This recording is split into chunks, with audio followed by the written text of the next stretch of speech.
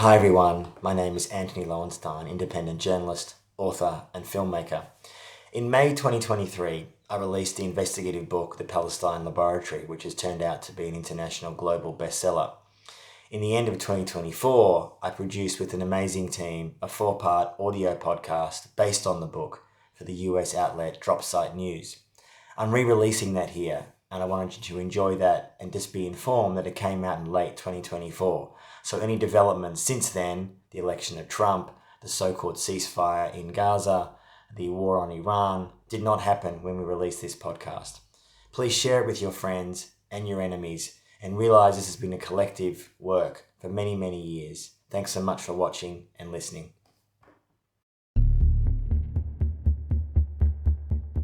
There's a story Israel tells about itself, one that celebrates innovation and tech. God brought us into a neighborhood that was surrounded by enemies. And because of that, the people of Israel had to be creative. Of how Israel became a world leader in developing surveillance and military hardware. In Tel Aviv, you can't walk 2 blocks without coming across the offices of a high-tech company, from startups to major international corporations to accelerators and everything in between. I'm Antony Loewenstein, an investigative journalist, and I've been uncovering Israel's military and surveillance tech industry for more than a decade. And what's missing from this story is that it's all built in the Palestine Laboratory. Because as Loewenstein writes, Israel has developed a world-class weapons industry with equipment conveniently tested on occupied Palestinians, then marketed as battle-tested. The Palestine Laboratory is a signature Israeli selling point. This story is as old as the state of Israel itself, but since October 7, the Palestine Laboratory is accelerating.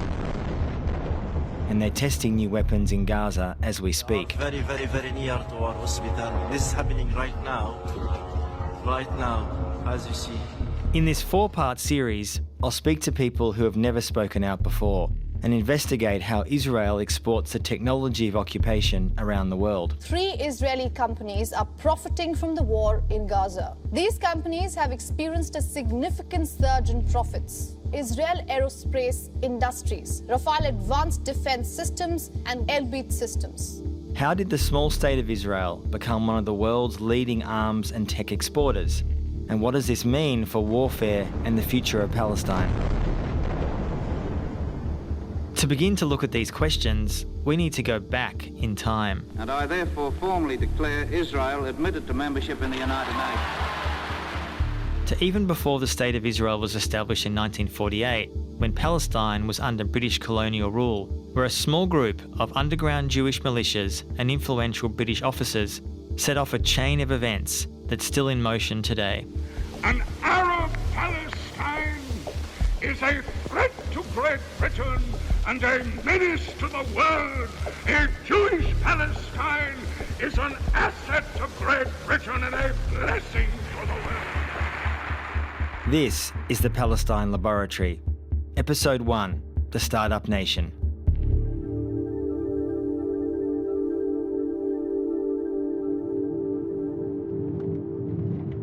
Destination is on the left. It's March 2024, in the middle of Ramadan. For now, maybe someone wants to get out. I'll park here for now. I've just arrived in a small town about an hour and a half's drive north of Sydney to visit an old friend. Hi. Is everyone sleeping? So good to see you. Good to see you. How are you? I'm good. I'm here to see Mariam Dawwas. She's just escaped from Gaza with her 5-year-old daughter and family. Why don't let me show you this stuff first and then we'll... We can sit here. Let's sit here. Yeah. How are you? Mariam is a 32-year-old journalist, fixer and translator. We first met in 2017 in Gaza when I was covering the strangulation of the territory by both Israel and Egypt and its awful impact on Palestinians. Let me first off by asking the obvious, can you introduce yourself and how you'd like to be described? Hi, Anthony. I'm really happy to be with you. It's my pleasure to speak about myself. I am Mariam Dawwas. The first thing that I want to identify myself is that I am a mom of a very beautiful young child, 5 years old, Sophie. I lived in Gaza for almost of my life. Gaza is a 25-mile-long strip of land on the Mediterranean Sea, with a population of roughly 2.3 million people. The last time I saw Mariam was in Gaza, and she had me over for dinner, and I remember it really well. Her family made me maklouba, which is this beautiful traditional Palestinian dish, but we had to eat over candlelight because there was a typical electrical blackout, so we ate under those lights in almost complete darkness, talking about life, the world and religion. Gaza is a very beautiful, warm place with all its vibes, and we know, like, we have friends everywhere in Gaza, you have relatives everywhere in Gaza. So you feel that every home in Gaza City or the Gaza Strip is your home. But it's a home that many Gazans can't leave due to the blockade on the Strip imposed by Israel and Egypt since 2007. You know, living in Gaza is unique because Gaza has its own abnormal circumstances, which we make some effort to adapt to it. You feel that it's your home. But our problem with Gaza is that to feel home and safe, it is like a luxury that Gazans don't have. It's either you feel home or safe. Mariam survived months of bombardment in Gaza after October 7 before escaping and coming to Australia. It's the fourth time she's ever left Gaza. There's a lot to talk about, but there's one thing that sticks with me. The population of the Gaza Strip, I'm sad to say that, but they became experts in the types of weapons used. I mean, even children. She tells me about how children in Gaza can sometimes work out what weapons are being used in the Palestinian territory by the sound that they make. People in Gaza know when it's Apache. They know when it's F-16. They know it's, that the drone. The drone it was becoming, over the years, like a very normal thing of our daily lives, and we are okay with it, and to the extent that we thank God if it's only a drone. In her lifetime, Mariam has lived through 6 major Israeli offensives on Gaza. She believes the IDF, Israel Defense Forces, are testing completely new weapons on the people there. The sound of bombing, it was like incredible. I cannot describe it. I can't find words to describe that sound because we've never experienced something like this before. I told my brother that they are using a new thing. This haven't been used before, and I was right. We knew that they have used a new kind of weapons, F-35. These are the most advanced fighter jets ever made, and it has been confirmed that Israel has been using them in Gaza since the beginning of the war, including their use to deliver 2,000-pound bombs. I've been hearing countless reports like Mariam's of everyday Palestinians witnessing and documenting the IDF testing new technology and tools of repression on the civilian population there, and finding more and more ways to not just target Palestinians, but use it as a model for other nations to follow. I've spent years investigating Israel's massive military-industrial complex, and just in case you're wondering, maybe I should explain a little bit how I got here. My story is not uncommon in the Jewish diaspora. Like many other Jews, I lost huge numbers of family members during the Holocaust. My grandparents actually fled Nazi Germany and Austria in 1939, just before the war began, and came to Australia as refugees. My father, Jeffrey Loewenstein, was born in Melbourne on the 3rd of March 1943, which was exactly the same day as his maternal grandparents, my great-grandparents, were being murdered in Auschwitz, the Nazi regime's most notorious death camp. From a young age, at a family synagogue in Melbourne, Australia, I was taught that Israel was a necessary answer to Jewish insecurity. I distinctly recall attending, after my bar mitzvah at age 13, a regular Jewish youth group called D&M, Deep and Meaningful, where Israel was praised, admired and honoured. It sounded like a pretty special place.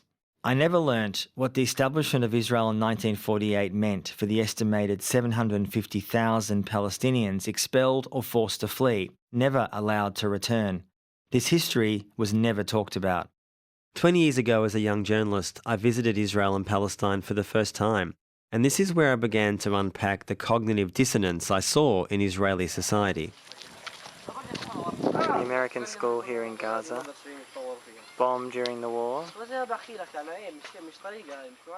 I began to see and report on what the occupation of a subjugated people looked like. I was going to ask, so if the settlers move in, the state would generally allow that to happen or ignore it? Or well, it's not supposed to, but that's what actually happens. Settlers create facts on the ground all the time. I remember going around the West Bank with Israeli peace activists who were trying to help Palestinians farm their land. And we saw Israeli soldiers and settlers working together to physically assault Palestinians. They tried to assault us. Israeli soldiers and settlers are one and the same thing. For Palestinians, no one protects them. With the Palestinian flag, they're not allowed to come here, but at the same time, the settlers have the right to come here to build houses, and the army is protecting them, the illegal people, the people who are breaking the law.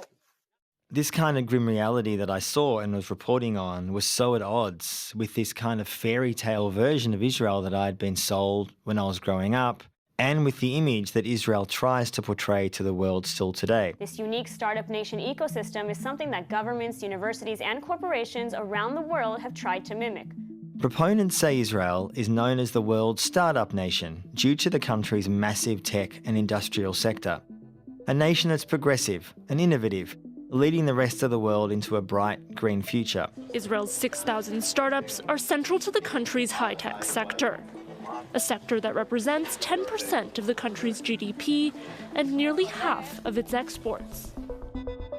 Tel Aviv and the surrounding regions have been dubbed Silicon Wadi, which means Silicon Valley in Hebrew. There are over 300 multinational companies and 6,000 startups that employ hundreds of thousands of people. But what's important to note here is that Israel has one of the most highly militarised cultures in the Western world.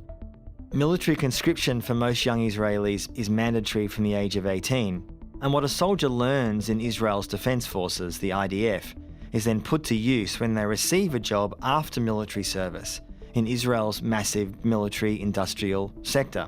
High-tech companies are looking for real talent. They might be looking at MIT, Harvard, and Stanford, but now there's a new word, 8200. Israel's Unit 8200 is the country's elite intelligence branch. Its main role is to monitor and track Palestinians, and it's the equivalent of America's NSA. Many members of this unit have gone on to develop leading surveillance and military tech startups in the private sector. This specific unit actually already is having a high impact on innovation worldwide. Smart international companies are trying to learn from what's going on there to learn how to improve innovation. One of Unit 8200's main goals is the mass monitoring of Palestinians in the West Bank and Gaza, collecting as much of their personal and political data as possible. But media coverage of the unit is largely glowing.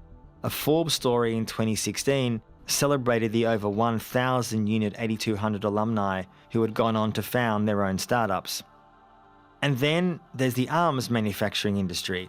Israel is now in the top 10 weapons dealers of the world, having sold a range of surveillance equipment and arms to at least 140 countries.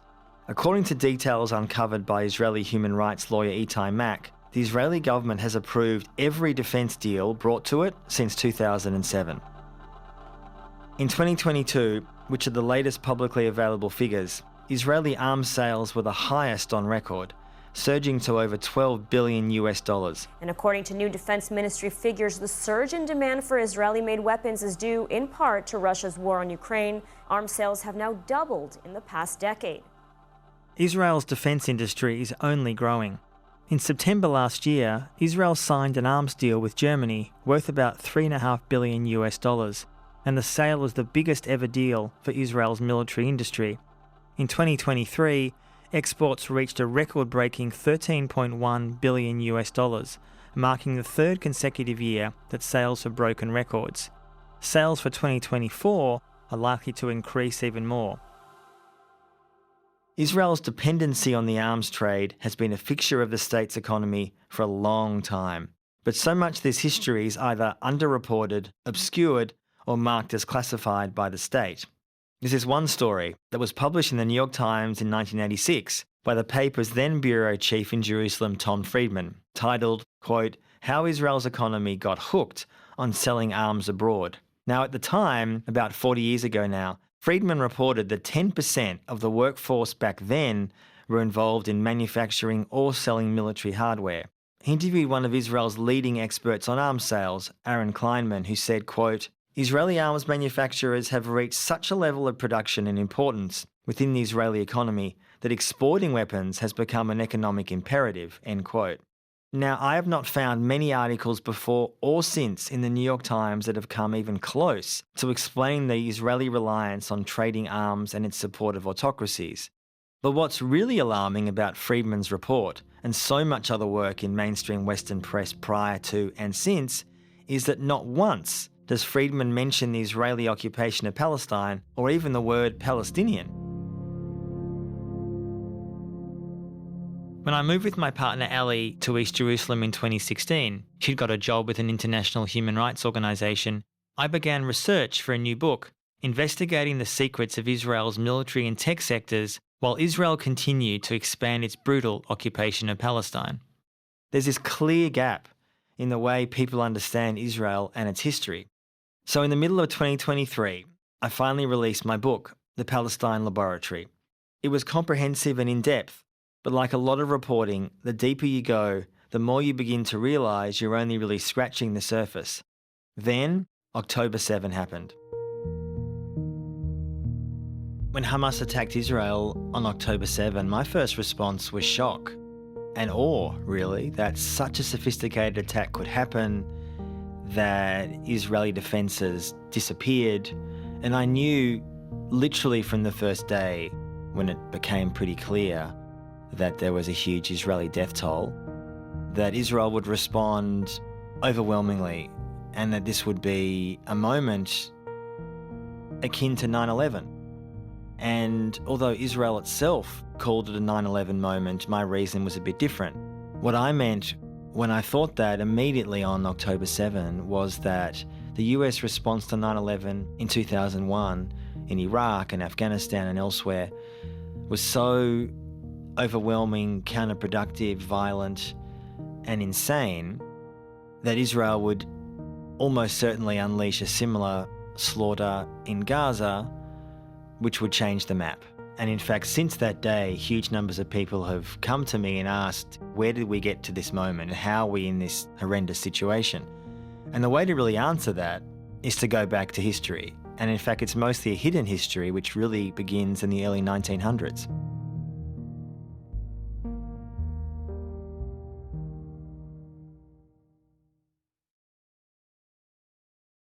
So to begin to unravel the deep militaristic roots of modern-day Israel, there are a couple of key figures and turning points in the last century that are worth really going into.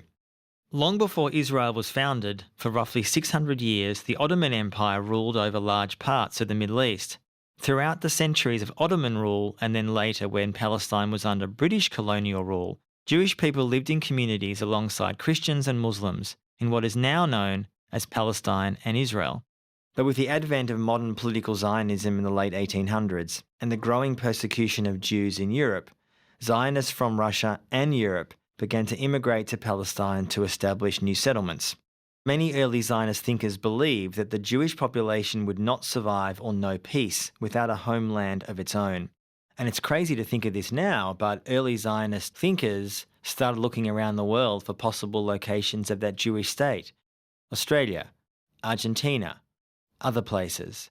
And in the end, of course, they decided that Palestine would make the most sense in their perspective. But the world could have been very different if there had been a Jewish state, for example, in the centre of Australia or in South America. To establish a homeland of its own, though, some of these early Zionists believed a Jewish nation could be forged through military might alone.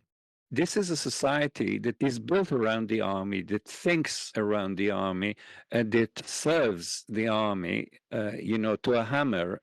Everything looks like a nail. And this is exactly what happened in Palestine. Filmmaker and historian Professor Haim Brasheeth-Zabner has extensively documented how early Zionists shaped the future of Israel's military culture. I'm an ex-Israeli living in Britain since 1972. I was born in a refugee camp in Italy, in 1946 because both my parents survived Auschwitz, the two people alone of their families, and came to Israel 2 weeks into the 1948 war. I was a baby, and basically we lived in a place called Jabaliyah, which is to the south of Jaffa, and the only people living there were survivors of the Holocaust and survivors of the Nakba. Haim himself was brought to Palestine as a baby, 2 weeks into the 1948 war. His work looks at how the State of Israel was essentially born out of the military. So they knew from the beginning that they needed a military organization because they didn't mean to just have a dot here and a dot there on the map of Palestine, but they meant to take Palestine over, and they said so clearly from the beginning. Now, in early 1909, one of the first Zionist armed militias set up a group called Hashomer, meaning guardian.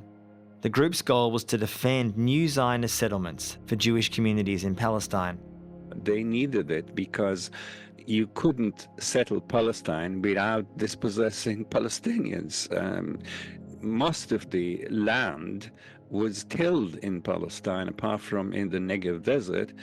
So this was, in a sense, the Hashomer and anything that followed it were a set of colonial organizations to protect and to allow expansion of the projects. Many of the founders of Hashomer later became key figures in the Zionist movement, including Yitzhak Ben-Zvi, Israel's second president, his wife Rachel Yanit, and David Ben-Gurion, the founder of the State of Israel. Ben-Gurion, who was from very early the most important person in the Zionist Federation, he immediately understood the importance of military institution. David Ben-Gurion, a short, balding figure just under 5 feet tall, was originally from the Polish town of Plonsk. In 1906, when he was just 20 years old, Ben-Gurion moved to Palestine and worked as a farm labourer in the new Jewish settlements. He eventually discovered he was a much better political organiser and strategist. Now, Ben-Gurion knew that without an army, he could not take over Palestine, fully populated, densely populated agrarian society of the 19th century, which was already modernizing at quite a pace.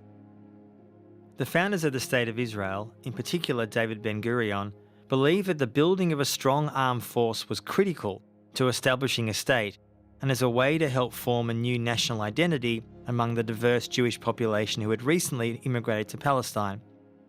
Ben-Gurion believed that the nation was to be, quote, constructed through military experience, and outlined his model of a, quote, nation under arms. He was very influenced by the Prussian state. He wasn't alone in that. Even the very left of the movement were influenced by Prussia. Many of them came from Germany, and Prussia was a model state of the 19th century. It was the strongest state in continental Europe. It was militarized to the eyeballs and successfully became the kernel of the future German state. You know, the saying was, most states have an army, but Prussia is an army, has a state. So basically this became the model. The army was there first, the state was its creation, and this is true to this very day. This is the society. The society is a society that the universities, like the Hebrew University in Jerusalem, is an army camp with a campus around it. You know, I don't know about a British or American university that has an army camp. So that's why his pioneering was not just in creating the army, but using the army as a social machinery and a political machinery to creating a state and a nation. So Ben-Gurion has laid the foundations for every aspect of Israeli life, and it hasn't changed in more than 75 years. So how exactly did Ben-Gurion and others begin to create this nation under arms? One major factor was their early collaborations with British colonists, who took control over Palestine after the fall of the Ottoman Empire after World War I. In 1917, the British government announced the Balfour Declaration, essentially giving support for the establishment of a Jewish homeland in Palestine. But what it didn't do was give equal support for Palestinians and Arabs living there in the same land. Hashomer was disbanded and absorbed into a new organisation, Haganah. In the 1920s, Haganah and other Zionist paramilitary organisations were illegal under the British mandate, but the British authorities began to turn a blind eye to their activities once they realised these underground groups might be of some use to them. The Haganah was set up as an illegal operation, of course, but the British knew of it, had agents in the Haganah to keep things going on their side of the fence, but never acted against it in the 20s and in most of the 30s. Until the 40s, there was no sanction against Haganah or the other organizations that later will be called terrorist organizations. They were, the British closed their eyes to this, and in many ways, in the 30s, trained Haganah and the others in fighting the Palestinians. In the 1930s, the local population began resisting the British mandate. Palestinian groups called on the British mandate to halt uncapped Jewish immigration and settlement in Palestine, demanding the right to self-determination and representation. The main case of the Arabs is against the British government's policy in Palestine on favoring the establishment of a national home for Jews forgot intentionally to safeguard the civil rights of the non-Jewish population. To begin with, they just went on strike, but the strike was so brutally broken by the British power in Palestine, the mandate government, that gradually this has developed to an intifada. So this was what the British called the Arab Revolt, and it actually was total. The whole of Palestine was on strike and striking against the British. During the Arab Revolt in Palestine of 1936 to 1939, which was a popular uprising calling for Arab independence, the Haganah and other armed Zionists became useful collaborators for the British colonial forces, who fought to quell the revolt against the British.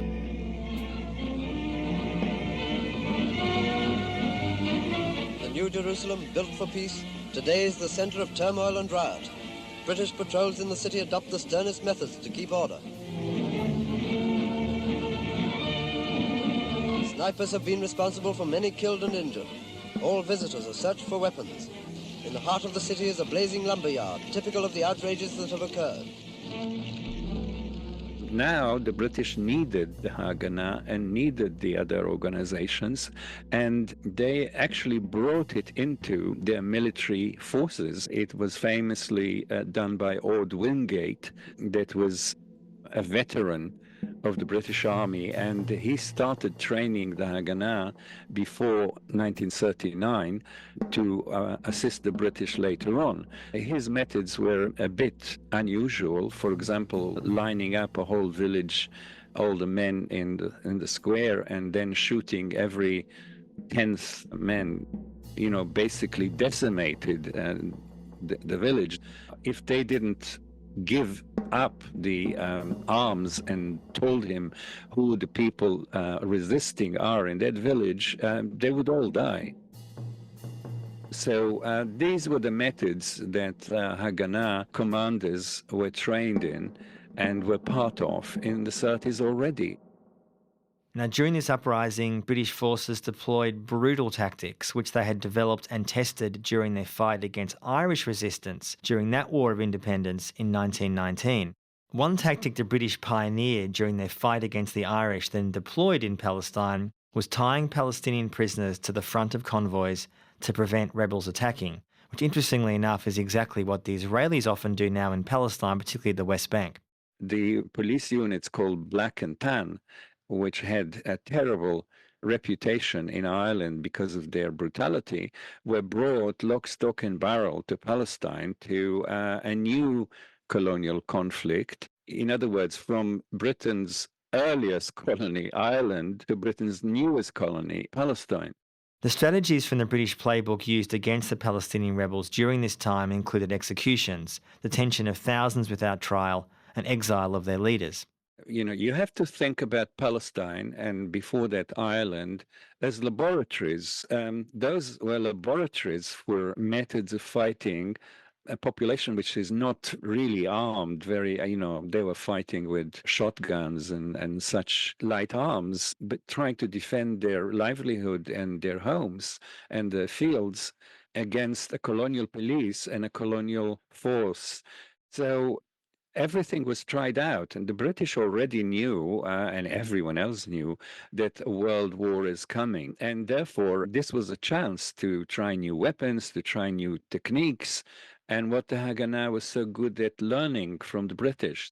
This collaboration between Zionist groups and British forces deepened during World War II, where tens of thousands of Jews received military training by the British to combat the threat of Nazi Allied forces. Now, at the same time, new skilled arrivals who had fled from Germany and Austria were helping industrialise the cities in Palestine. And here weapons, made by local plants, proved invaluable for when Jews wanted to establish their own nation after World War II in the ashes of the Holocaust. From Palestine, first pictures of the latest bomb outrage. Jewish terrorists blow up the Goldsmith Officers Club in Jerusalem. 13 Britons were killed and 16 injured. Total casualties on this one day of violence was 18 dead and 25 injured. Jewish militias began launching attacks against the British forces and against Palestinian villages, forcing thousands to flee. Britain answered these attacks by putting whole cities under martial law. The situation escalated into a full-scale war in 1948, resulting in the permanent displacement of more than half of the Palestinian population and between 15 to 20,000 dead. Latest camera records from Palestine show heavy damage in and around the Arab city of Jaffa as Haganah troops move up to new positions along the war-scarred roads. Jaffa itself has become an almost deserted city. The Palestinians refer to this as the Nakba, which means catastrophe in Arabic. Victorious Haganah troops have driven the Arabs out of the beleaguered city, taking many prisoners. Few pitiful refugees rescue what few belongings they can. With the end of the British Mandate and the British forces departing Palestine, on May 14, 1948, David Ben-Gurion stood up in Dizengoff House in today's Tel Aviv and declared the independent state of Israel.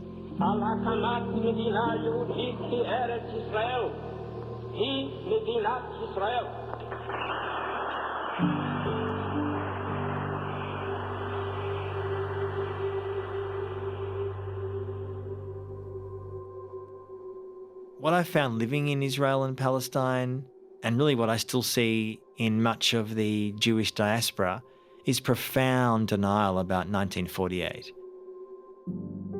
You see villages which were ethnically cleansed in 1948, and one that stands out particularly, my partner Elle and I went to Lifta, which is on the outskirts of Jerusalem, and no one lives there anymore, and nature is taking over again the old homes, but you see this quite eerie old village, people's homes and old shops, which are falling apart, but this is one of the more visible signs of what 1948 meant.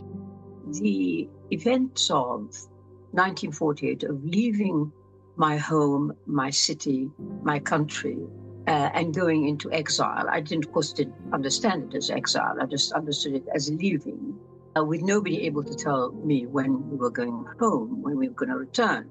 It was terribly traumatic. Palestinian historian and writer Ghada Karmi was a child living with her family in Jerusalem in 1948. After Zionist snipers set up posts in evacuated Palestinian houses near her home, her parents decided to leave until things died down. We had to leave rather hurriedly, and we got a taxi with enormous difficulty because it was so dangerous.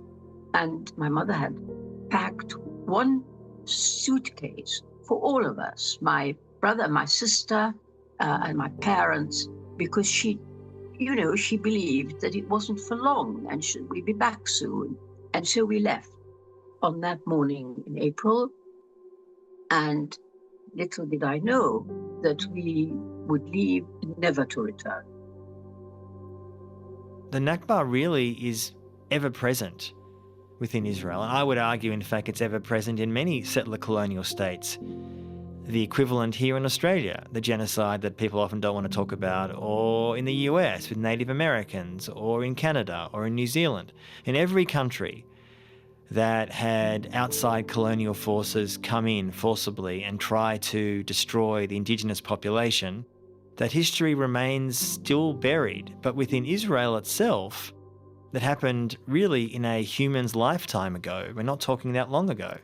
And I think the echoes of the Nakba still resonate today, and they feel very alive, in fact, for a lot of Palestinians. It's repeating. It's not the past. It's not a past. It didn't happen in 1948, and now it's different. It's the same. It's the same way. It is the same atrocities. It's happening again in front of the world eyes, and no one is doing anything. Mariam's own family, the Dawwas, were displaced from a town outside of Gaza in 1948. The Dawwas family comes originally, we are refugees, we're not Gazans. So I come from a town called Herbia. It is near the Gaza Strip, but it's considered in Israel. It's called Yard Mardachai now. And I'm originally from there. So I was always educating myself about what happened in Nakba, how did it happen? And I always had a question when I see the massacres of Deir Yassin and the many other massacres. I've always asked myself a question. Where were the world?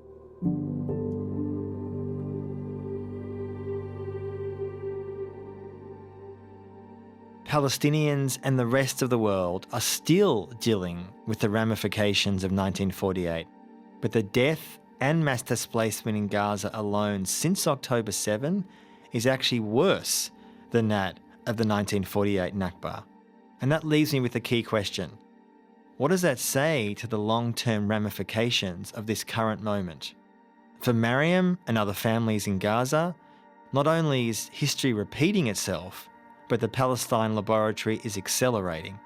It was planned, it was designed for Gaza to be used as a workshop. You know, there's a funny thing that I want to tell you about. You know, I get offended, really I get offended when I buy makeup and personal hygiene products. It says it doesn't test on animals. So I feel that even we are not privileged like the animals. It's painful that I'm saying this, but you know, the world is okay. It's okay with a state, an occupation that is testing weapons and killing people with its arms, and then market that. They say that it's been already tested on Gaza.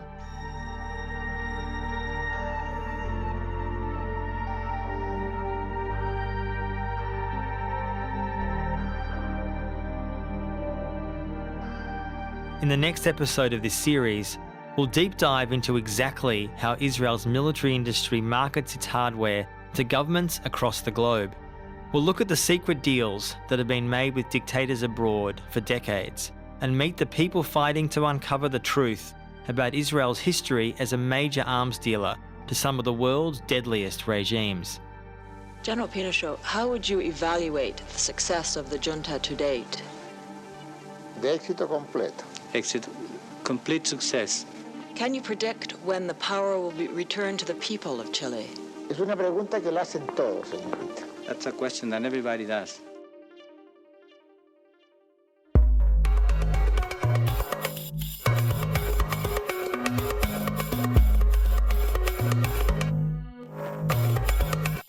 The Palestine Laboratory podcast is hosted by me, Antony Loewenstein. Throughout this series, we discuss and reference a number of different Israeli companies. We reached out to all of them for comment. One got back to us, the rest didn't, and you can read more about this in the show notes. The series is produced by Elle Marsh and Bethany Atkinson-Quinton. Production and sound engineering by Tim Jenkins. Studio recordings at 2SER in Sydney with Michael Jones and Jonathan Chang. Field production by Cinnamon Nippard. Original music in this series is by Ara Kofax, and music direction by Sunless Studio. This last track is Coup d'etat by Use Knife, remixed by Mukata. A special thanks to Anu Hasbold and to my friend Mariam Dawwas for telling us her story, providing invaluable testimony and an eyewitness account of the reality on the ground in Gaza. You'll be hearing more from Mariam in later episodes. You can find full credits and links to relevant resources and further reading on the podcast website, including information about Haim Brasheeth-Zabner and Ghada Karmi's work. This is an independent podcast brought to you by Dropsite News. To support Dropsite's journalism and get 20% off a subscription, visit dropsitenews.com/Palestine Lab. Thanks for listening.